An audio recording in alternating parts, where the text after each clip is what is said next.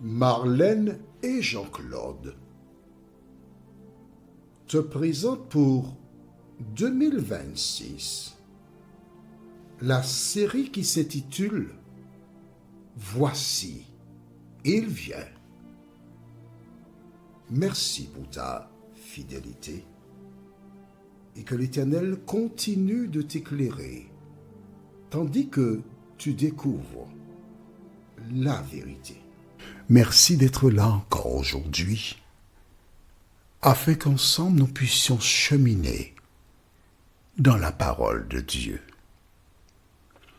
Aujourd'hui, notre thème est les publicains. La référence se trouve dans le livre de Luc chapitre 15, le verset 1er. Luc 15, verset 1er. Tu as trouvé? Bon.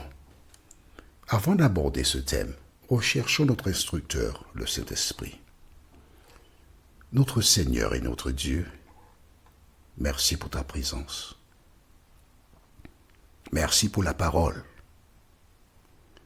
Cet esprit, merci de nous aider à l'écouter et à la mettre en pratique, parce que ce n'est qu'en elle que nous avons la réponse aux différents problèmes de la vie. Merci de nous entendre et de nous exaucer, nous t'en prions, au nom de Jésus et pour ta gloire éternelle. Amen. Rappelle-toi, nous avons vu précédemment comment Paul et Silas se sont retrouvés en prison injustement et le Créateur des cieux et de la terre, le juste juge, l'Éternel, a transformé cette injustice en bénédiction. En effet, au milieu de la nuit, la terre trembla, les fondations de la prison furent remuées, et la Bible déclare que les portes des cellules s'ouvrirent, les fers tombèrent. Le geôlier, pris de panique, courut, et lorsqu'il vit que la porte était ouverte, il récupéra son épée pour se donner la mort. Ce geôlier représente des femmes et des hommes qui passent par des moments difficiles, des personnes qui n'ont pas de solution et qui sont tentées de mettre un terme à leur vie, comme le geôlier. Mais c'est alors que l'Éternel permit à Paul, dans les ténèbres, de le voir et de lui dire « Ne te fais point de mal parce que nous sommes tous ici. » Vois-tu, toi qui écoutes ces audios depuis un moment, ou encore c'est peut-être pour la première fois, l'Éternel te dit « Quel que soit ton problème, je suis ton présent et ton avenir. Tu ne sais pas ce que l'avenir te réserve. Confie-moi ta situation. Place en moi ton espérance et je veillerai sur toi. » Lorsqu'il entendit cela, le geôlier vint, se jeta aux pieds de Paul et le fit sortir ainsi que Silas. Et arrivé à l'extérieur, il posa une question. « Seigneur, que faut-il que je fasse pour être sauvé? Parce que je sais que ce qui s'est passé ici, aujourd'hui, ce n'est pas le fruit du hasard.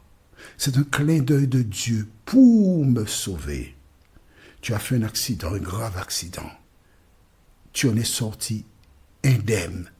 Dieu t'interpelle à travers l'accident pour te montrer comment il désire te sauver.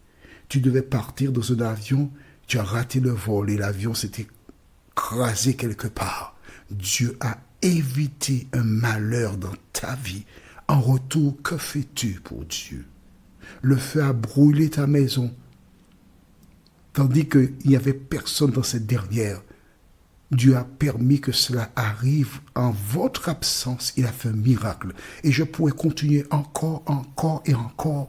Toutes les fois que Dieu fait un miracle autour de toi, il cherche à t'interpeller. Il cherche à te parler. Il cherche à t'inviter à tourner les regards vers lui. Et Paul et Silas lui répondirent, « Crois au Seigneur Jésus, et tu seras sauvé, toi et toute ta famille. » Nous avons vu dans le même chapitre que Lydie, une femme qui écoutait attentivement la parole de Dieu, elle aussi a été baptisée, ainsi que toute sa famille. Alors la question est la suivante. Pourquoi les choses se sont-elles déroulées ainsi? Pourquoi Paul a œuvré pour que Lydie et sa famille soient baptisées? Pourquoi Paul a déclaré au geôlier « Crois et tu seras sauvé, toi et toute ta famille ». C'est une invitation. Ce n'est pas une obligation, c'est une invitation. Que toute une famille se donne au Seigneur, ensemble. Mais, dans beaucoup de cas, cela ne se fait pas ainsi. Mais qu'importe, l'important, c'est de faire la paix avec Jésus. Pourquoi Paul parle chaque fois de toute la famille? Allons dans Marc chapitre 5, verset 19. C'est une référence que j'aime énormément. Jésus a délivré un homme qui était possédé de démons. Et ce dernier, au verset 18, voulait partir avec lui.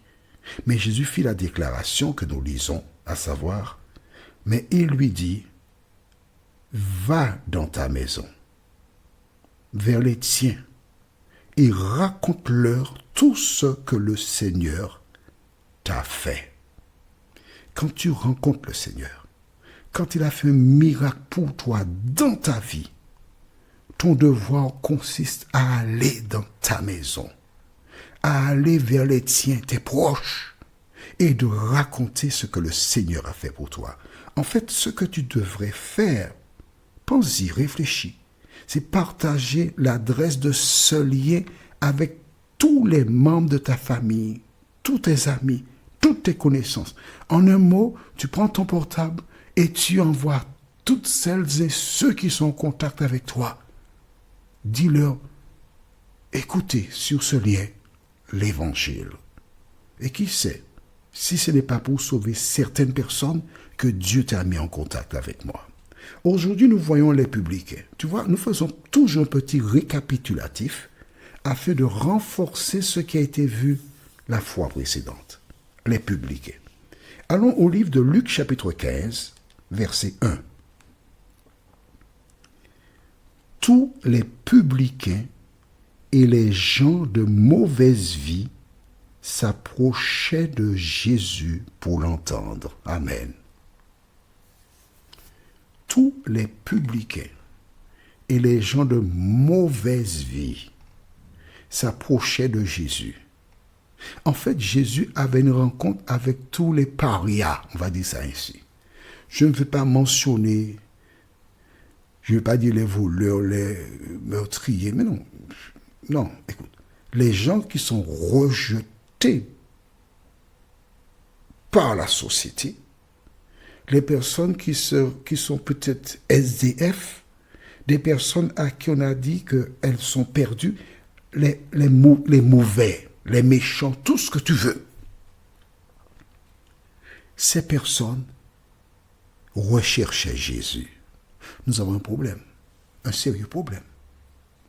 Parce qu'actuellement, des personnes qui sont dans la plupart des communautés, ce sont des bons chics, bons genres.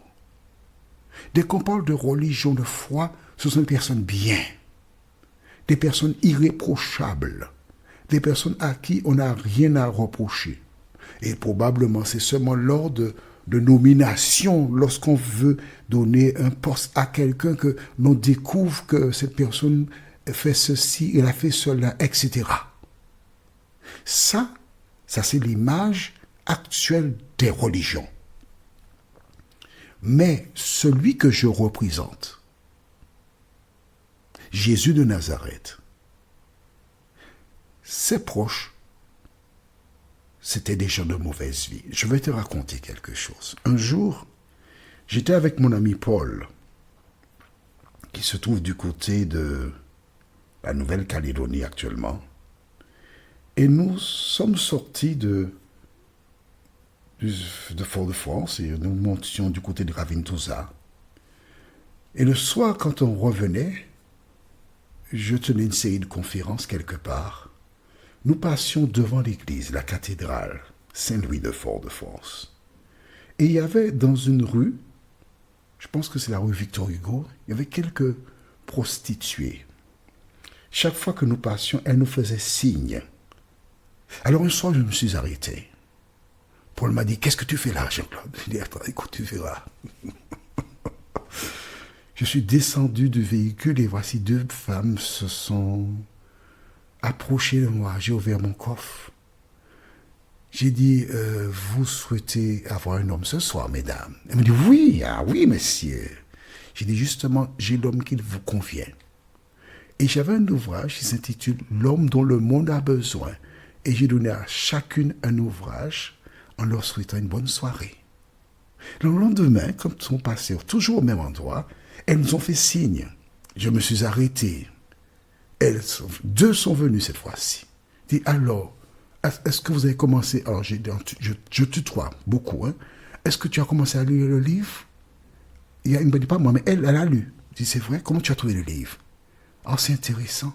Je dis, je tiens une série de conférences quelque part. Est-ce que tu serais intéressé à m'accompagner? Elle m'a dit oui. Et ce prostituée m'a donné son adresse. J'ai été la chercher le lendemain et avec mon ami Paul, ces deux enfants sont venus avec nous. Et les deux enfants ont accepté Jésus de Nazareth. Vois-tu, Jésus est venu pour les gens de mauvaise vie.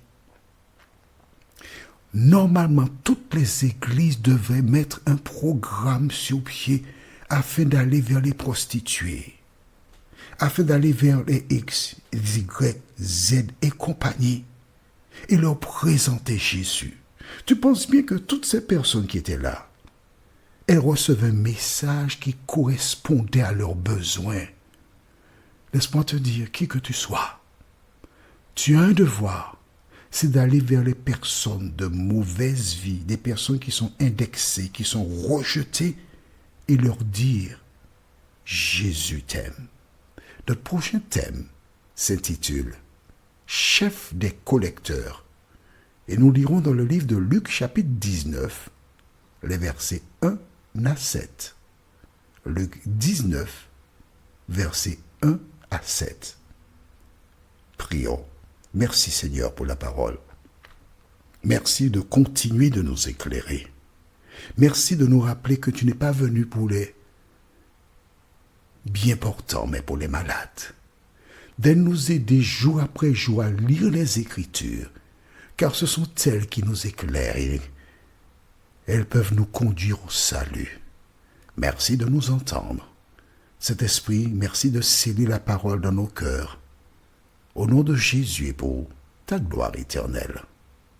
Amen.